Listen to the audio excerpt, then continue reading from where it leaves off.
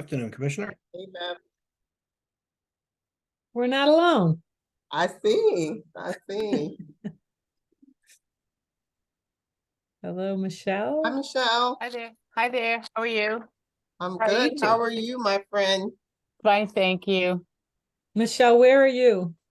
In Danbury, you met me at Action Early Learning Center. Oh, yeah. Yes. Are you still there?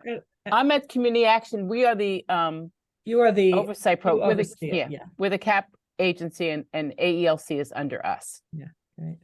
Hi, Charlene. I know I owe you a phone call. I literally have been meeting to meeting today, I promise. Thank you. And we have Janine, who helped found our parent cabinet, and Meryl and Grace Sue. How are you, Grace? And then Good, Mark, thank you, Commissioner. Sam, Jen, Scott. Well, that was such a comprehensive approach. It's interesting how the disability piece came into both, really every discussion, that how are we adapting and approaching kids and families and individuals with disabilities as part of this whole workforce training system, high quality early childhood. So because, to me, how are you with the parents that have kids with disabilities, when they're patching things together, they've already got such a heavy load and now they can't access consistent quality programming. So anyway, that's just a personal pet peeve of mine. We're happy to answer questions or listen to your feedback, thoughts and ideas. I have a question. Yeah. It's an ongoing question. I appreciate all the support we're getting from OEC and all the stabilization monies and the extra monies for the teachers. Are we ever going to raise our reimbursement rate per child?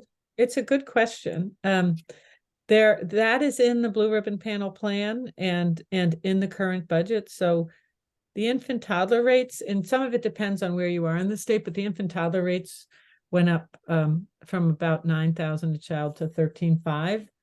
We know that helps. I have 16 toddlers and that's it. So but we also know the full cost of infant toddler care, Monette will tell you, is more than $20,000 a kid when you really break it down. So it's a big improvement. And then we have the enhancement grants going this year for one more year.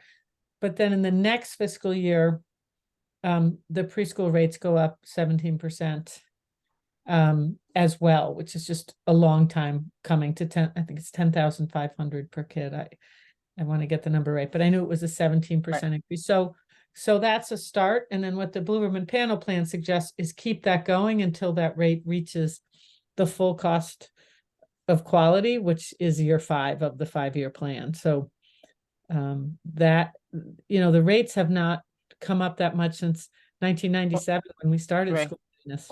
Right. I mean, they haven't really increased since 2015 in terms of the reimbursement. And that was even very small. Right.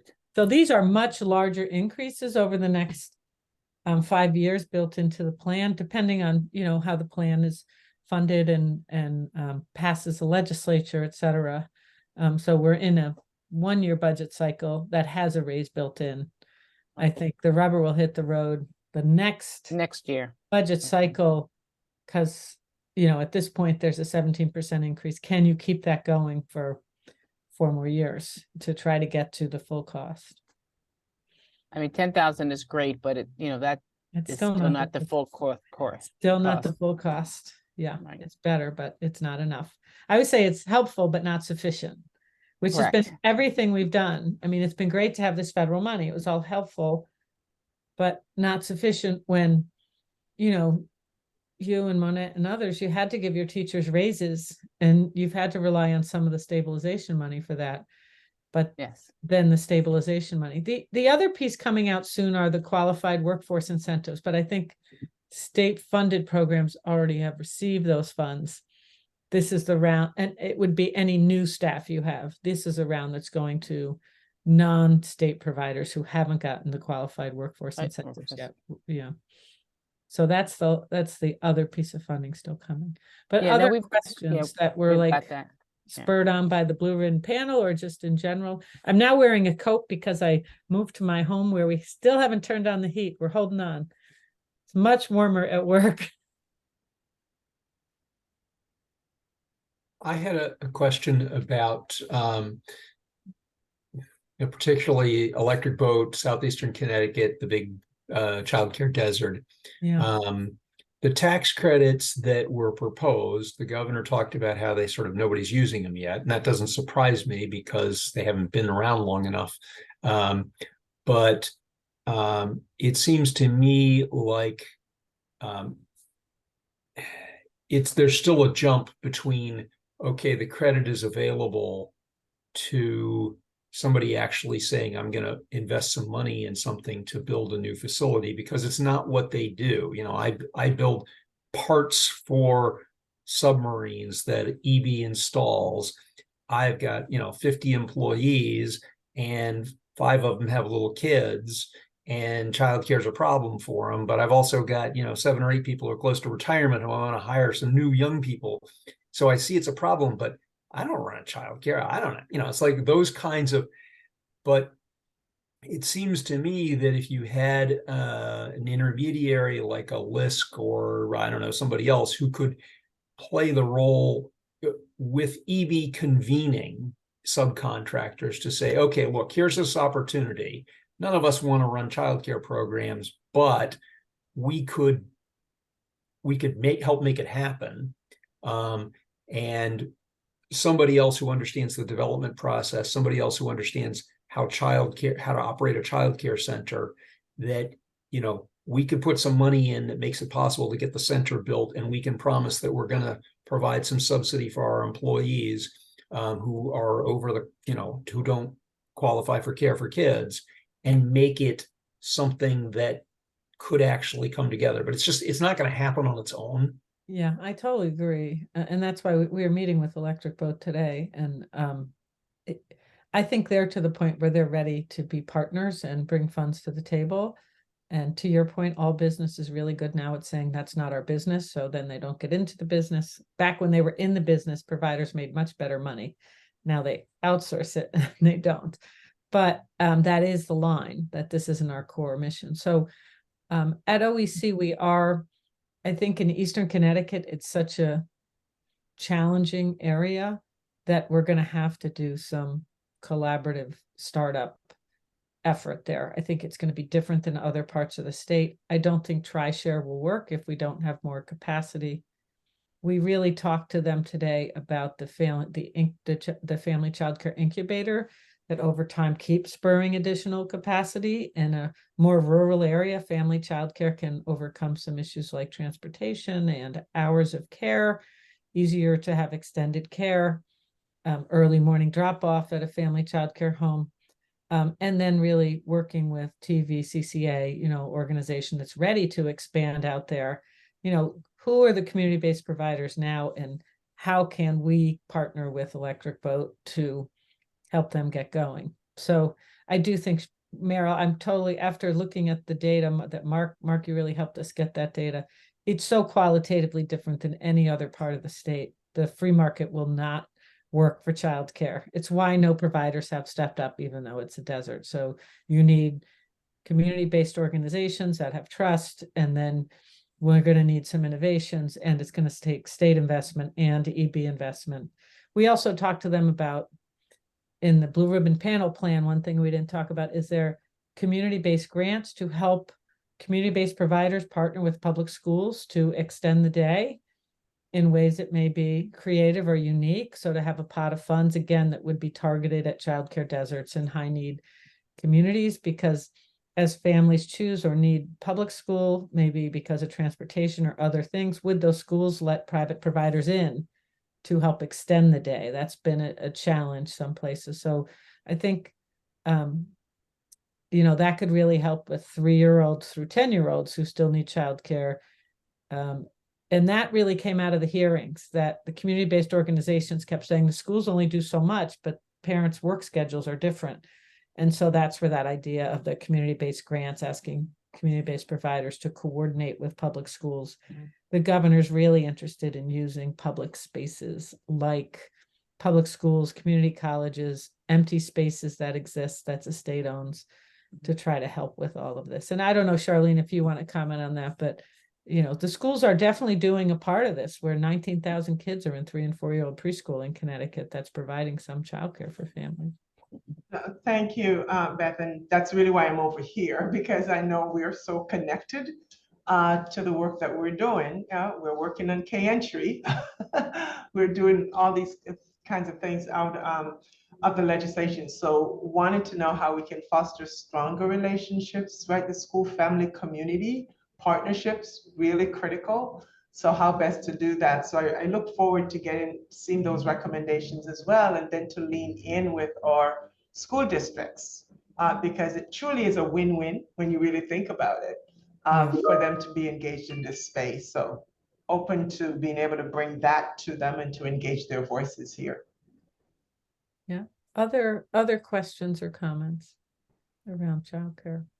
Hey, Commissioners, Todd Birch. How are you this afternoon? Hi, Todd. Todd, Good our to see partner in apprenticeship.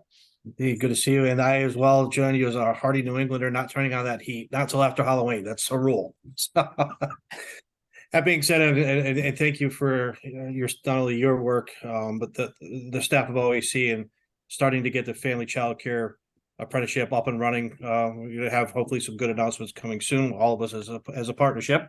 Yep. I'll leave it to you and my commissioner, that's for sure. That being said, you brought something that I just wanted to ask a question on, if I may. The augmentation of work in Eastern Connecticut, which eventually will also be in Western Connecticut, with Sikorsky finally ramping up. I always saw it as a 5-year augmentation. That being said, the focus of that, especially in the world of what I administer, I do have individuals that are apprehensive about the desert itself.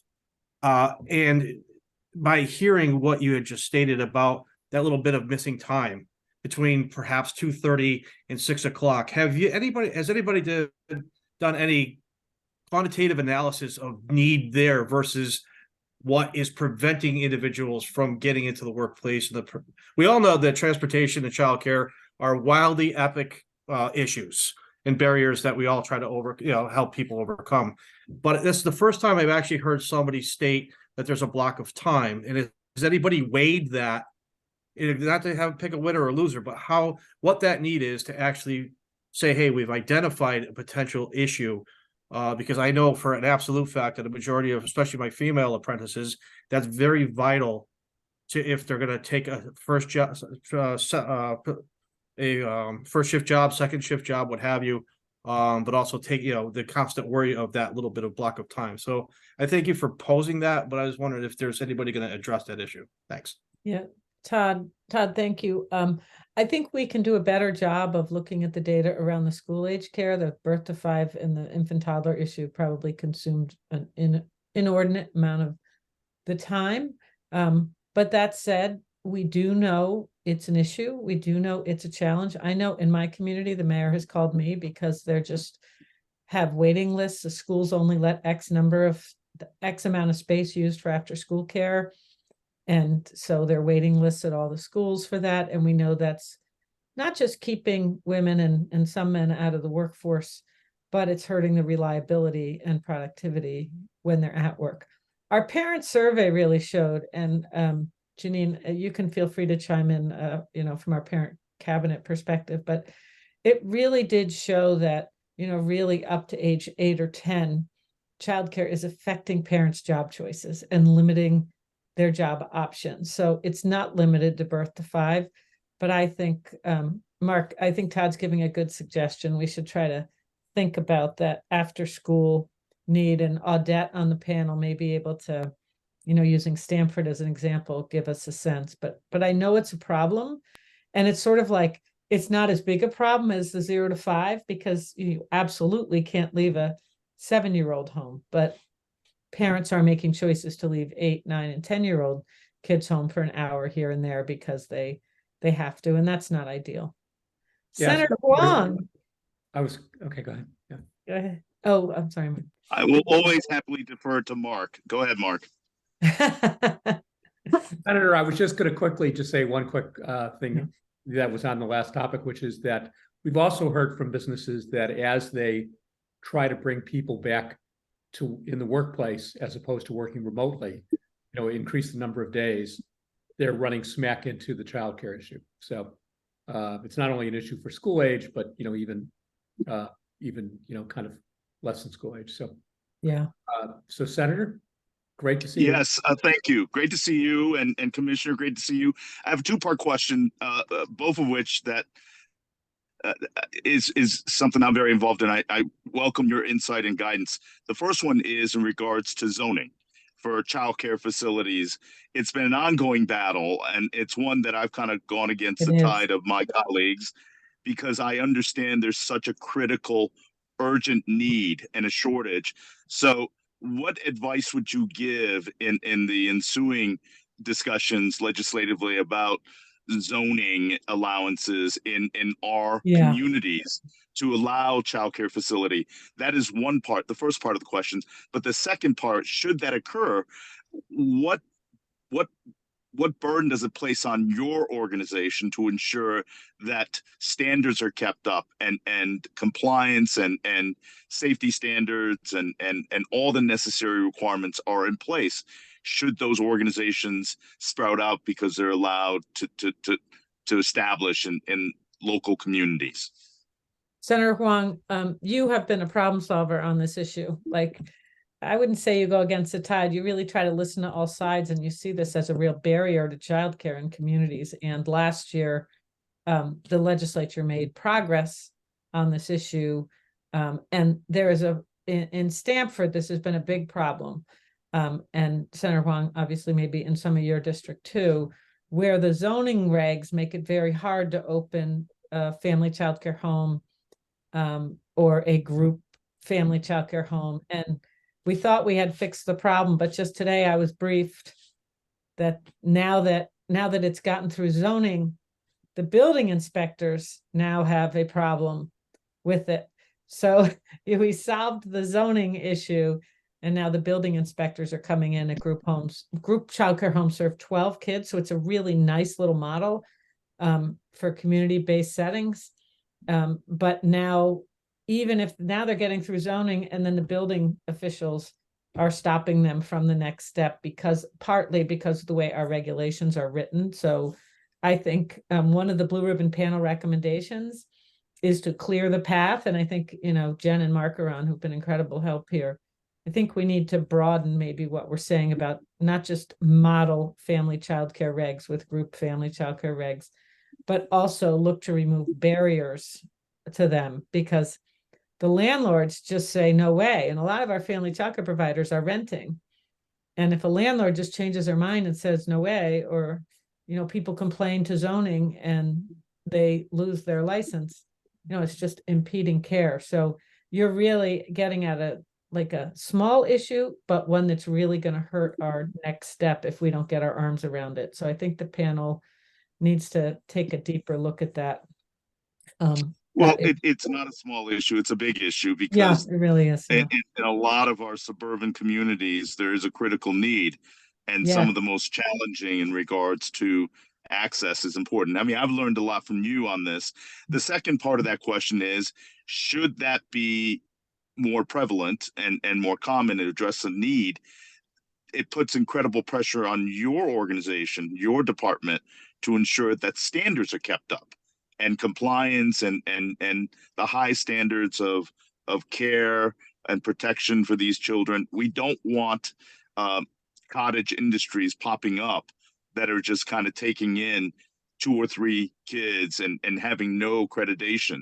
So what does that put on you as a burden? Should more of these organizations or more of these entities are allowed to establish business? One thing people might note in the Blue Ribbon Panel plan, which shocks me because 25 years ago it would have been all over it, is that because of the legislature and a lot of advocacy, our licensing and regulations department is sufficiently staffed, and we can get to every program once a year in an unannounced fashion. Used to be like every 3 years. We had a lot more problems. We didn't have the staff to keep up. But you don't really notice any changes in terms of changing the number of visits. So I feel like we can get there. And We have a complaints unit that can get there and follow up when there are concerns. Our goal, I think sometimes the media wants us to close more programs. Our goal is to work with programs and keep them open and to have corrective action plans. It can lead to 4 articles in a row saying we're not closing programs. But that's not our goal. We want to help providers come into compliance, and we now are staffed enough to do that with, I would say our camps, because you have to get there sometime within 2 weeks. If it's just a 2-week camp is harder. We might need to think about more capacity for that. But for these family childcare homes, I feel like we've been able to staff up. We have Spanish speaking staff. We've added 7 Spanish speaking staff in the past 12 months. It's made a huge difference in our ability to be a more responsive agency to that community. Okay, if I switch to Chris now, Senator. Absolutely, ma'am. All right. Thanks, Senator. Chris. Good conversation. I have 2 small questions, so I'm going to chuck them both at you at once. If the answer to this one is that it's going to be in the methodology section and I should just wait, just tell me that. But I'd be interested to know how you identified childcare deserts, what the method was that you used to find the trouble in Eastern Connecticut, or how you found the special needs gap for 3- and 4-year-olds, for example. And then the other one is just this survey results. If you're getting survey results as part of the panel's work in the age of data, I think people might love to get those. And I don't just mean like a few tables that get sort of stuck into a PDF somewhere. I mean like sort of anonymized survey results that people could get and play with.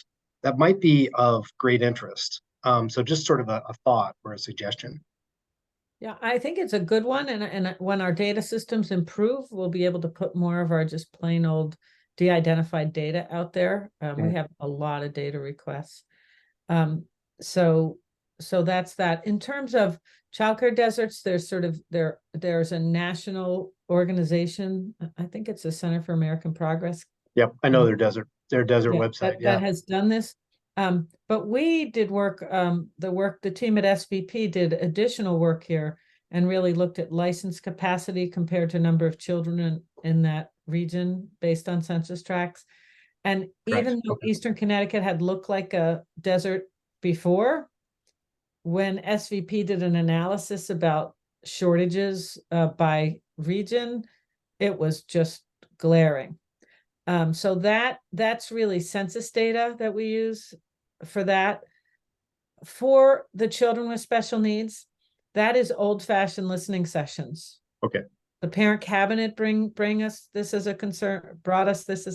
Oh my God, Sister Kathleen would have brought us this concern. And then we also heard it from the parent ambassadors. And at virtually every listening session, it came up that kids have what they need from birth to 3. Families get supports in their homes. They get supports in their childcare centers. The child turns 3 and 4 and gets shifted into the public school part week, part day program. Parents can't work. And so I knew this was a problem just from being a childcare director. But the scale of it, maybe probably, Charlene, they're just more families that have kids with disabilities. I think we know that, and that are getting identified earlier. But the design of the preschool special education does not work for working families. And then families are caught between, should I take the 4 hours of services a week and not work at all and, have financial challenges? Or should I just keep my child in childcare, skip the speech, skip the OT, and stay in childcare? And so those are the decisions parents are making. And some districts many districts will pick up the kid at childcare, bring them to the special ed preschool in the public schools, bring them back to childcare. But for kids who have autism, who have trouble with transition, now they're missing lunch. That's tough. They're being transitioned at that time. And so this really was, and I think I'll let Janine speak to this, but this was not a survey. This was good old fashioned. You have 30 listening sessions. You hear it at 27 of them.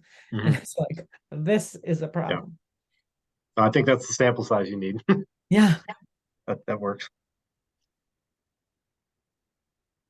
Thanks. I've been tracking you guys for a while. So I didn't know until this call that the 3rd draft was out. So I'll be looking to dig into it. Thank you. Yeah. Great. Todd, do you have your hand up? Yes, yeah, thank you again for the second time, Commissioner. I've been partnered with a lot of you on this call for a very long time, for a lot of really great progressive stuff. And I get the great privilege of actually suggesting somebody to join the conversation for once, as Yay. opposed to me. We have a chief workforce officer, we have a chief manufacturing officer. We also have, and I don't know, with following up on Senator Wong's comment, we have a chief building official. Her name is Omaris Vasquez, and she is a great thought partner. I've been working with her for a year on the building official possibilities of taking care of that shortage as well. But she's very thoughtful with regard to, and is, again, being the chief building official, perhaps part of the conversation to make some positive change for building codes as an administrator for the state. So I just want to, again, and I'm glad people throw my name out there for partnerships, because I welcome that. I want, They sure do. like I said, she's a very good thought partner, and I would recommend Okay. bringing her into that conversation going forward. So I'm glad I could share that at least. Commissioner Russell Tucker, Todd, could you put her name in the chat. Yeah. in the chat, please? I'll do that, Mark. Thank you so much. I was just gonna add, only because I like to make sure we have the numbers that we're talking about. And so students with disabilities, about over 88,000 students with disabilities, and the prevalence rate keeps increasing. So to the point that you made, Commissioner Bai, it is something that we know continues to be a concern. Yeah. I wanted to also circle back, you mentioned to Mark about just out of school time support for students and families. And that year-round wraparound services. I know the governor, we've invested now over $33 million for summer enrichment.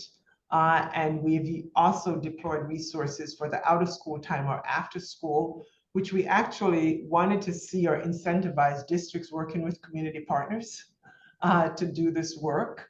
And we know it's something we will continue to work through, because the ARPA dollars that we kind of relied on will soon not be there. But Mark, if you're looking to gather some information just around after school and all of that, we have information we can share with you here. So just let us know so we can have a nice kind of look at, we could do the same thing to see where those programs are, even though they are competitive, but like, where did those programs come in for funding? So it may really be good to kind of take a look to see, Beth, if some of the same issues, if we're talking about preschool and then we're looking at out of school time, and see if the same holds true. I don't think we've done that, but I think it's worth a look. Yeah, that's a really good idea. Thank you. Commissioner Bai, something, or did she leave? Goodness. Well, something that I was thinking about for those who are still here is I wondered what supports individuals who are interested in starting childcare centers or at-home childcare services, what supports they're getting in setting a solid foundation before going into quote unquote business. And if there are any supports from the Office of Early Childhood for those individuals, whether it's like, doing some financial forecasting so they have a really good idea of how to set their rates, what's feasible, using some of this data to understand where families, what's affordable, quote unquote, for families, and just taking a different approach. And then also incentivizing possibly some of those at-home childcare services to accommodate or to address the access issue in those hard to reach areas of the state. And another thing that I was noodling with is when Governor Lamont said there's a number of businesses that haven't taken advantage of this opportunity for breaks or what have your supports for businesses having childcare centers on site. I wondered if we could possibly create some type of proposal support where childcare providers are taking a proposal to a business to propose what that could look like for that particular business and then support them in getting that implemented. So those are some things that I was noodling with, because I'm under the impression that businesses don't even know that this opportunity exists. And so how can we connect with